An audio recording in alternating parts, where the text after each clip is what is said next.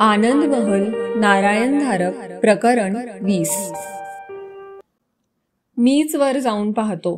वंदनाला सांगताना रामधनने मोठा बडेपणाचा आव आणला होता खरा, पण त्याला मनातून भीती वाटत होती। त्याच्या अडाणी अंधश्रद्धाळू मनात या भूतखेत, हडळी, मुंजा, वेताळ, डाकीन इत्यादींच्या अस्तित्वाबद्दल कोणतीही शंका नव्हती। दोन गोष्टी उघड झाल्या होत्या। एक म्हणजे सदानंद बाबूजींमध्ये बदल झाला होता। आनंद महलवरील प्रत्येक खोलीवरून, आतील सर्व अवकाशावरून त्यांची जी नजर फिरत होती, त्या नजरेत एक हाव, लालसा, बुभुक्षितपणा होता। हवंहवंसं वाटणारं काहीतरी अगदी समोर हाताच्या टप्प्यात आलं आहे अशी एक भावना। एक दोनदा रामधनला वाटलं होतं, बाबूजींची नजर समोर आहे, पण त्यांना समोरचा देखावा नाही तर वेगळंच काहीतरी दिसत आहे। दुसरं म्हणजे बाईजींनी आणि त्याने आनंद महलमध्ये कालचा सारा दिवस काढला होता आणि त्या दोघांना कोणतीही शारीरिक इजा झाली नव्हती। ज्या वास्तूत 8-8, 10-10 तगड्या माणसांचे भीषण खून होऊ शकतात, तिथे या दोघांचा काय पाड होता, पण त्यांना काही झालं नव्हतं। रामधन दारापाशी आला। आत वाकून त्याने मान वर केली आणि खूप मोठ्याने हाक दिली, बाबूजी, बाबूजी। वरच्या मोकळ्या अवकाशात हाक जरा वेळ घुमली आणि मग हवेवर विरून गेली। हाकेला कोणताही प्रतिसाद आला नाही। आता वर जाणं भागच होतं। बाईजींना शब्द दिला होता म्हणून आणि स्वतःचीच काहीतरी शान राखायला हवी म्हणून। जिना अरुंद होता। प्रकाश पहिल्या वळणापर्यंत पोचत होता, मग पायऱ्या वळून अंधारात गडप झाल्या होत्या। मग त्याला आठवलं, बाईजी याच जिन्याने वर गेल्या होत्या। त्या तर बाई माणूस, आणि तो केवढा तगडा गडी, असा घाबरत होता। रामधनने आत पाऊल टाकलं। वरच्या गॅलरीत पोचेपर्यंत त्याची दमछाक झाली होती। गॅलरीच्या कठड्यावर रेलून तो काही क्षण तसाच उभा राहिला। खालच्या सिलिंगची वरची बाजू सर्व मजलाभर पसरली होती। याच खोल्या त्याने आधी एकदा तपासल्या होत्या। त्यावेळी त्याला काही दिसलं का? आता तर काहीच आठवत नव्हतं। बाबूजी, त्याने पुन्हा एकदा हाक मारली। डावीकडे वरच्या रांगेतल्या एका खोलीचं दार सावकाश उघडत होतं। रामधनने हाताने गॅलरीचा कठडा घट्ट धरून ठेवला होता। कोण? रामधन का रे? ये ना इकडे, सदानंदचा आवाज आला। बाबूजी त्या खोलीत काय करत होते? त्याला कशाला बोलवत होते? पण आता हाक तर दिली होती, जायचं की नाही? आधी त्याला 1-2दा आवंढा गिळावा लागला। बाबूजी, बाईजी तुमची खाली वाट पाहत आहेत, तो शेवटी कसं तरी म्हणाला आणि वाट पाहत थांबला। 5 सेकंद झाली, 10 झाली, जवळजवळ अर्धा मिनिट गेलं। तीच विलक्षण शांतता, कसलाही आवाज नाही। बाबूजी, रामधनने पुन्हा हाक दिली। त्याच खोलीतून कसला तरी आवाज आला। आवाजाची अपेक्षा असेल तरच तो ओळखू येतो। अचानक कानांवर आलेल्या आवाजांपैकी फार फार थोडेच आपल्याला ओळखता येतात। हा त्यांच्यातलाच एक होता। आता परत बाबूजींना हाक मारण्यात अर्थ नाही, रामधनने विचार केला। समजा हाकेला ओ देण्यासाठी काहीतरी त्या खोलीतून बाहेर आलं तर? त्याला समजत होतं आपण स्वतःच स्वतःला भिवून घेत आहोत, पण शेवटी तो मानवी स्वभावच आहे। त्याला बाबूजींनी आत बोलवलं होतं ना? तो आत जाणार होता, पण आवाज न करता जाणार होता। जिन्याच्या वर आलेल्या दारापासून त्या खोलीपर्यंतचं अंतर किती असेल? जेमतेम 10 पावलं, पण रामधनचं प्रत्येक पाऊल पुढे पडताना अडखळत होतं। पुढे काय होतं कुणास ठाऊक? कदाचित ही शेवटची 10 पावलं असतील, मनात विचार आला। सारासार विचारही जागा झाला होता। भावाची हत्या झाली खरी, पण तो काही निर्दोष नव्हता। हत्या निष्कारण झाली नव्हती, त्याने या वास्तूत अतिक्रमण केलं होतं। त्याची शिक्षा त्याला मिळाली होती। आपल्या मनात असे विचार कसे येत आहेत? रामधनने मनाशी नवल केलं। इतके दिवस आपण भावाच्या हत्येचा विचार मनात येताच बेभान होत होतो। या वास्तूवर खार खाऊन होतो। आत प्रवेश मिळवण्याची संधी शोधत होतो। आता एकाएकी ही सारवासारव का? या हत्येचं समर्थन का? त्याला भीती वाटत होती, पण तो काही पळपुटा नव्हता। शेवटचं पाऊल टाकून तो खोलीपाशी आला आणि त्याने दारातून आत नजर टाकली। आत लख्ख प्रकाश होता। सदानंद दोन्ही हात दोन्ही अंगाला पसरून समोरच उभा होता. बाबूजी. रामधनच्या तोंडातून आवाज येताच सदानंदने एकदम समोर झेप घेतली. वंदनाने आवारात चक्कर मारण्यासाठी सदानंदला बोलावलं होतं, पण या वास्तूबाहेर पाऊल टाकायची एक विलक्षण अनिच्छा त्याच्या मनात निर्माण झाली होती. आपलं पूर्वायुष्य, समोरची वंदना, गावातला मास्टरजींकडचा अमर, या साऱ्याची सदानंदला क्षणभर संपूर्ण विस्मृतीत झाल्यासारखं झालं. काही वेळ तो नुसताच समोर पाहत खुर्चीवर बसला होता आणि मग उठला, वळला, मागे त्या मोठ्या जिन्याकडे निघाला आणि जिन्यावरून वर गेला. झोपेत चालणाऱ्या एखाद्यासारखा तो चालला होता. त्याला एकदम कोणी हटकलं असतं तर आपण इथे कसे आलो हेही त्याला सांगता आलं नसतं. तो वरच्या गॅलरीत आला, वळून त्या कोपऱ्यातल्या छोट्या खोलीकडे निघाला. समोरचा देखावा विरघळत होता. त्याच्याऐवजी मार्केट स्ट्रीटवरचा रॉयल बार अँड कॅफेचा दर्शनी भाग दिसत होता. मोठ्या दरवाजातून, प्रत्यक्षात त्या लहान खोलीच्या दारातून तो आत शिरला. आसपास ते परिचित वातावरण होतं. गर्दी, गोंगाट, मोठ्या आवाजातलं कोणतं तरी सिनेगीत. मग त्याची पावलं कोपऱ्यातल्या दाराकडे वळली. तिथूनच वर बारकडे जाणारा जिना होता आणि दारापाशी पोहोचताच डोक्यात भिनणारा मद्याचा दर्प त्याच्यापर्यंत पोहोचला. ड्रिंकच्या घोटासाठी घशाला अगदी कोरड पडली होती. हातांना बारीकसा कंप सुटला होता. आता एवढ्यातच बारमागे कोण असेल? भोसले की डिसूजा? डिसूजा विस्की ओतताना जरा चुकारपणा करीत असे. एक दोनदा तर सदानंदचा त्याच्याशी वादही झाला होता. पहिल्या पायरीवर तो पाय ठेवणार तोच त्याचा तोल गेल्यासारखं झालं. वंदनाने या क्षणी गोफाला स्पर्श केला होता. सदानंद गोंधळल्यासारखा होता तिथेच उभा राहिला. काही क्षण त्याला कशाचाच अर्थबोध होत नव्हता. नजर आसपास फिरत होती. हो, हीच ती कोपऱ्यातली खोली. हो, हाच तो वरच्या मजल्याकडे जाणारा जिना. हो, इथेच अमरने मोठ्याने सांगितलं होतं, बाबा वर जाऊ नका. पण आता अमरची हाक आली असणं शक्यच नाही. तो तर गावात मास्टरजींकडे होता ना. पण मग आता काय झालं? काय करायचं ते आधी त्याला सुचेनाच. तो स्वतःभोवती 2-3दा फिरला. रॉयल बारची आठवण मनातून पुसली जात नव्हती, पण अर्थात हा बार नव्हता आणि एक प्रकारच्या संताप मिश्रित विषादाने विचार आला. इथे ड्रिंकही नव्हतं. तो सावकाश खोलीच्या दारापाशी आला.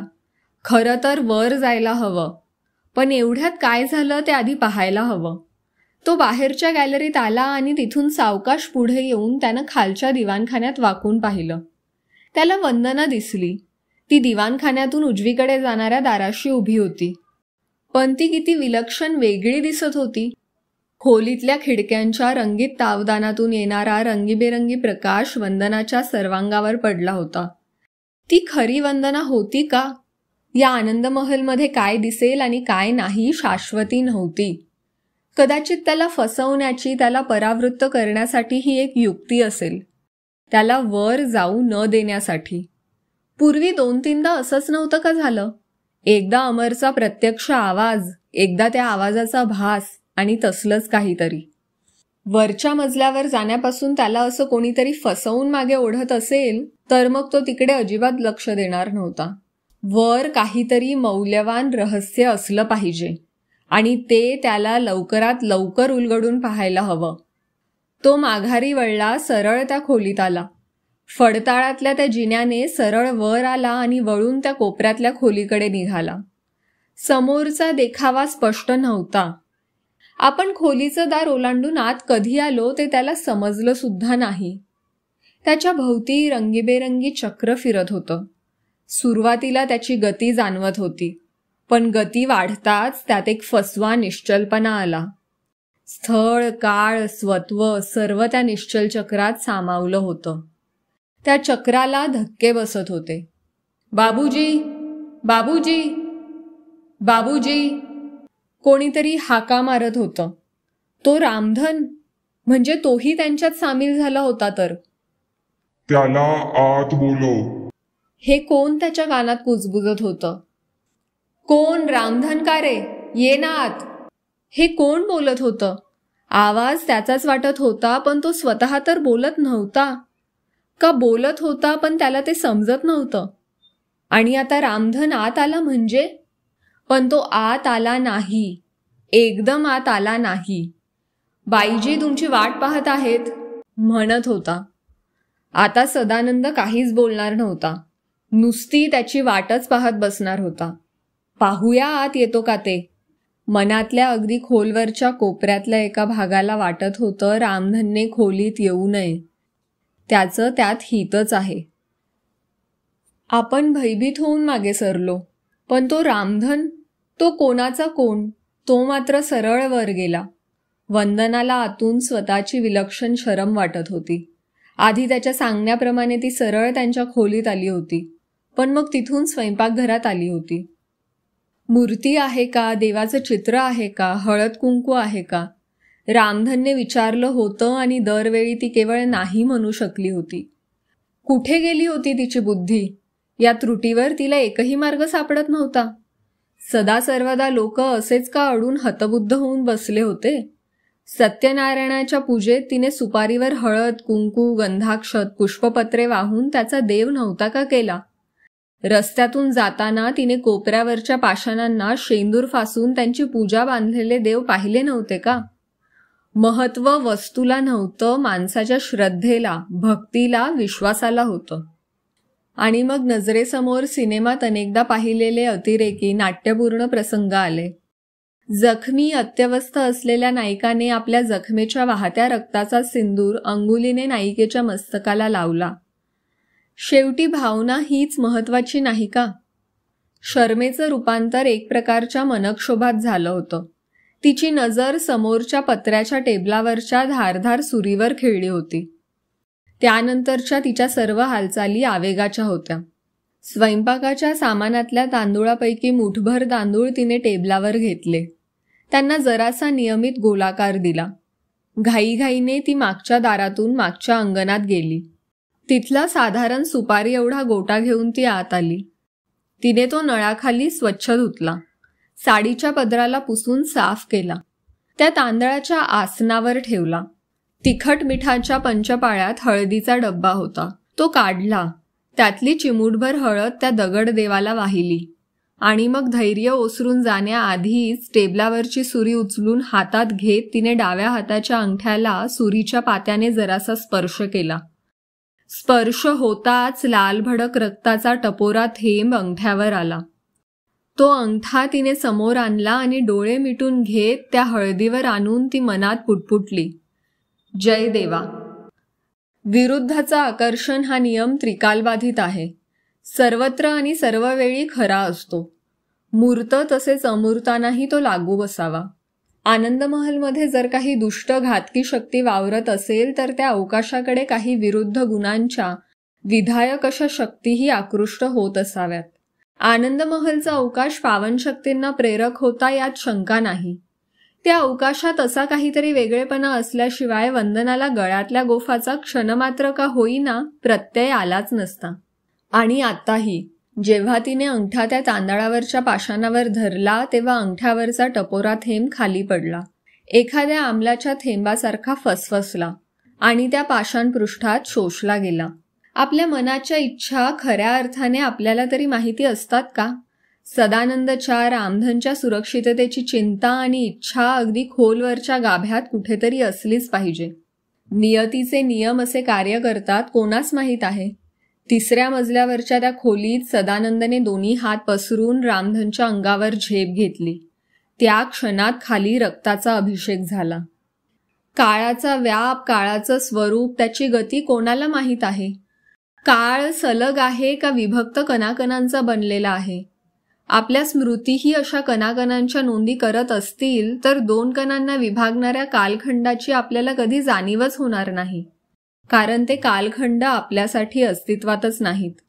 पण म्हणजे ते रिकामे असतात का? त्या अज्ञान अशा कालखंडात काही घटना घडल्या तर आपल्याला कधी जाणवणारच नाहीत. मात्र त्या घटनांचे परिणाम दिसतील, जाणवतील. रामधनला दिसला तो अंगावर झेपावत येणाऱ्या सदानंदचा संताप, वासना यांनी विकृत झालेला भयानक चेहरा. पण पण क्षणार्धात काहीतरी झालं.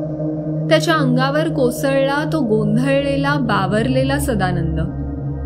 दोघं एकमेकांना सावरण्यात इतके गुंतले होते की मागच्या त्या खोलीत झालेल्या हिरव्या ज्वालांचा थैथयाट, एखाद्या जखमी जनावराच्या जबड्यातून निघावी तशी गुरगुर इकडे त्यांचं लक्षही नव्हतं. पण त्यांच्या मागे त्या खोलीचं दार बंद झालं. बाबूजी, बाबूजी. सदानंदचा खांदा धरून त्याला नीट उभं करत रामधन म्हणाला. रामधन? सदानंद आधी त्याच्याकडे आणि मग आपल्या आसपास नजर टाकत म्हणाला. त्याचा चेहरा घामाघूम झाला होता. शरीराला कंप होता. इथे वर? आपण इथे कशाला आलो आहोत? बाबूजी, आधी खाली चला, मग सांगतो. त्याला हलकेच जिन्याकडे ढकलत रामधन म्हणाला. सदानंदला खरोखरच गोंधळल्यासारखं झालं होतं. रामधनच्या आधारानेच तो त्या वळलेल्या अरुंद जिन्यावरून खाली आला आणि मग त्या लहान खोलीतून बाहेरच्या बाल्कनीत आला. तेवढ्यात वंदना मागच्या दारातून दिवाणखान्यात आली आणि तिला बाल्कनीत रामधन आणि सदानंद दिसले. सदानंदला आधार देत देत रामधन मोठ्या जिन्याच्या पायथ्याशी पोचेपर्यंत वंदना तिथेच उभी होती. सदानंदचे डोळे मिटलेले होते. हातापायात काहीही त्राण नव्हतं. रामधन, बाबूजींना आमच्या खोलीत आण. पुढे होत वंदनाने खोलीचं दार उघडलं आणि मग रामधन आणि ती अशा दोघांनी आधार देत सदानंदला कॉटवर झोपवलं. त्याचे डोळे मिटलेलेच होते. मघाची ती क्षणभराची शुद्ध गेलेली दिसली. तो ग्लानीत असल्यासारखा वाटत होता. तिच्या हाकांना किंवा प्रश्नांना त्याच्याकडून काहीही प्रतिसाद आला नाही. त्याच्या गळ्यापर्यंत एक पातळसर शाल ओढून वंदना खोलीबाहेर आली आणि अनिश्चितपणे दारापाशीच उभी राहिली. बाहेर दिवाणखान्यातच रामधन घुटमळत होता. ती दिसताच जरा पुढे होत म्हणाला, बाईजी. क्षणभर वंदना विसरलीच की हा नोकर आहे. आता तो नसता तर तिने एकटीने काय केलं असतं. एकाएकी त्याचा तिला केवढा आधार वाटायला लागला. काय रे? तिने विचारलं. त्याच्या ओठावरचे शब्द थिजल्यासारखे झाले. कदाचित एकाएकी त्याला आपली पायरी जाणवली असेल. त्याला बोलतं करायला हवं. रामधन, बाबूजीवर काय करत होते रे? कदाचित याच प्रश्नाची त्याला अपेक्षा असावी आणि भीती वाटत असावी. बाईजी, मी अडाणी माणूस आहे. तुम्ही शहरातले शिकले सवरलेले लोक आहात. मी काही बोललो तर तुम्ही त्याची थट्टा कराल. बोल तर खरा आधी, ती जरा अधीरपणे म्हणाली. बाईजी, मी वर गेलो. बाबूजींना हाक मारली. आधी त्यांनी मला त्या खोलीत बोलवलं, पण मला काही ते आवडलं नाही. मग त्यांना पुन्हा हाक मारली. काही ओ आली नाही, शब्द आला नाही. मग जीवाचा हिया करून त्या खोलीपाशी पोहोचलो. त्याची जीभ पुन्हा अडली. मग काय, सांग ना. बाबूजी खोलीत होते. दोन्ही हात पसरून उभे होते. खोलीत लख्ख प्रकाश होता. पण बाबूजींचा चेहरा, त्यांचा चेहरा असा काही भयंकर दिसत होता. मी काही करायच्या आतच त्यांनी माझ्यावर झेप घेतली. मला वाटलं आता माझी घटकाच भरली. रामधन थांबला, पण एक हात वर करून त्याने वंदनालाही थांबण्याची खूण केली. बाईजी, त्या एका सेकंदात काहीतरी झालं. त्यांच्यात जो काही जोर होता, जो काही आवेश होता, तो ओसरला. एखाद्या शेणामातीच्या भावलीसारखे ते कोसळत होते. मी त्यांना कसं तरी सावरून धरलं आणि तेव्हा ते भानावर आले. रामधन, आपण इथे वर कशासाठी आलो आहोत रे? मला विचारत होते. पण मग त्यांची शुद्ध गेली. अजूनही वंदनाच्या मनात ती माळ्यावरची घटना आणि आपण स्वयंपाकघरात अनाहूतपणे केलेली रक्तपूजा यांचा संदर्भ जुळला नव्हता. पहाटेपासूनच उठलेले आहेत, झोपू दे त्यांना. बाईजी, खरं सांगू का, मला बाबूजींचा प्रकार अजिबात आवडला नाही. इथे नोकरी धरण्यातच त्यांनी चूक केली. अजूनही पहा इथून जाता येतं का? अगदी तिच्या मनातला विचार त्याने बोलून दाखवला होता. इथल्या अगदी अल्पकाळाच्या वास्तव्यातच तिला समजलं होतं, इथे वॉचमन किंवा मुनीमजी असं खरं तर काहीही काम नाही. नोकरीवर ठेवण्यामागचा उद्देश आणखीनच काहीतरी वेगळा आहे. जरा आडबाजूची जागा आहे असं सदानंदने सुरुवातीला सांगितलं होतं, पण इतकी एकाकी असेल याची तिला कल्पना नव्हती. त्यात भर म्हणजे अमर त्यांच्यापाशी नव्हता आणि अगदी अनिच्छेने तिला स्वतःशी कबूल करावं लागलं. सदानंदमध्येही काहीतरी बदल झाला होता. या कुविख्यात वास्तूबद्दल त्याच्या मनात काहीतरी आकर्षण निर्माण झालं होतं. ती जरी परत चला म्हणाली तरी सदानंद तिचं कितपत मानेल याची तिला शंकाच वाटायला लागली होती. पण ती प्रयत्न तर करणारच होती. तुझं म्हणणं चूक आहे असं मी म्हणत नाही. पाहू, बाबूजी जागे झाले की त्यांच्यापाशी हा विषय काढणारच आहे. ज्या कोणत्या ग्लानीत सदानंद होता तिच्यातून 12 वाजत आले तरी तो काही बाहेर येण्याची चिन्ह दिसेनात. शेवटी वंदनानेच त्याला जागं केलं. डोळे चोळत तो कॉटवर उठून बसला. किती वाजलेत ते पाहिलत का? वंदनाने विचारलं. बापरे, 12? तरी बरं मीच जागं केलं, नाहीतर संध्याकाळ झाली असती तरी असेच झोपून राहिला असतात. त्याच्याकडे निरखून पाहत वंदना म्हणाली, उठा की, स्नान व्हायचंय. पण एवढी कशी काय झोप लागली मला कळतच नाही. सकाळचं काही आठवत नाही का? एक चहा सुद्धा झाला आपला. हो, आणि मी वर गेलो होतो. त्याच्या चेहऱ्यावर एकाएकी छाया आली. वर गेलो होतो ना? हो, गेला होतात, आणि रामधनने खाली आणलं नसतं तर अजून त्याच खोलीत बसून राहिला असतात. त्या 3ऱ्या मजल्यावरच्या खोलीत? हो, आणि आता विषय निघालाच आहे तर बोलतेच, नाहीतर मागाहून बोलणार होते. कॉटवर त्याच्या शेजारी बसत वंदना म्हणाली, सदानंद या मिश्रांनी तुम्हाला इथे नोकरीवर कशासाठी ठेवलं आहे याचा तुम्ही जरा विचार केला आहे का? जेव्हा मुंबईतून तुम्ही नोकरी स्वीकारली तेव्हाची गोष्ट वेगळी होती, पण आता तुम्ही इथे प्रत्यक्ष हजर झाला आहात. इथली सर्व परिस्थिती तुम्ही डोळ्यांनी पाहिली आहे. तुमच्या लक्षात येत नाही का की या वास्तूमध्ये, या आनंद महलमध्ये कोणाही वॉचमनची वा पहारेकऱ्याची आवश्यकता नाही? तुम्हाला असं नाही वाटत इथे नोकरीवर ठेवण्यामागे त्या मिश्रांचा दुसराच कोणता तरी हेतू असावा? तुला काय म्हणायचं आहे जरा स्पष्ट बोल. सदानंदची नजर तिच्यावर होती, पण त्या नजरेत कोणताही भाव नव्हता. आणि वंदनाला तेच अनैसर्गिक वाटलं, आवडलं नाही. मी असं सुचवते की आपण हा आनंद महल, हे राखसकोटचं गाव, सर्व काही सोडून परत महाराष्ट्रात जाऊया. सदानंदच्या कपाळावर आठ्या पडल्या होत्या. तू तरी कमालच करतेस वंदना, तो मान हलवत म्हणाला. ही नोकरी सोडायची जरुरी नाही, पण अगदी समजा सोडली तर त्यांचे एवढे हजारोंनी पैसे घेतले आहेत त्याची परतफेड कशी करायची? आपण परप्रांतात आहोत, इथे ओळखी नाहीत, कोणापाशीही आपली पत नाही, आणि अगदी समज इथे माणसाची जरुरी नाही, पण त्याच्याशी आपल्याला काय कर्तव्य आहे? तुम्हाला एखाद्या आलिशान महालात आरामात राहण्यासाठी कोणी महिना 3,000 देत असेल तर मग खुशाल घ्यावेत की. खऱ्या गोष्टीकडे तुम्ही डोळेझाक करत आहात सदानंद. वंदना उभी राहिली होती, पण मग तिचे पुढचे शब्द ओठांवरच अडले. पाहता पाहता सदानंदच्या चेहऱ्यात बदल झाला होता. भुवया चढल्या होत्या, डोळ्यात राग दिसायला लागला होता, गालांवरही लाली चढली होती. तुला मी शिकली सवरलेली समंजस समजत होतो वंदना, सदानंद चढ्या आवाजात म्हणाला. माझ्या हातून तुझी, अमरची, आपल्या संसाराची आबाळ होत होती म्हणून तू मला सोडून जायला निघाली होतीस, आठवतं? आता ऐशो आरामाची संधी आली आहे तर नाही त्या लोकभ्रमांवर विश्वास ठेवून हे सर्व सोडून द्यायचा सल्ला मला देतेस? यात काही तर्कशुद्धता आहे का? एकदा एक टोक, दुसऱ्यांदा दुसरं टोक. वंदनाला समजत होतं सदानंद तिच्या मागच्या शब्दांचा दुरुपयोग करत होता, कारण संदर्भ चुकीचा लावला तर शब्दांच्या अर्थाचा अनर्थ होतो. पण आत्ताच्या क्षणी तिच्यापाशी समर्पक उत्तर नव्हतं. शिवाय सकाळपासूनचा वेळ वादावादीतच गेला होता. हे पहा, उठा, दाढी स्नान करून घ्या, तोपर्यंत मी स्वयंपाक करून ठेवते. जेवण करून घेऊ, मग हवा तेवढा वेळ आहे वादावादीला. त्याला प्रत्युत्तराची संधी न देता ती खोलीबाहेर पडली.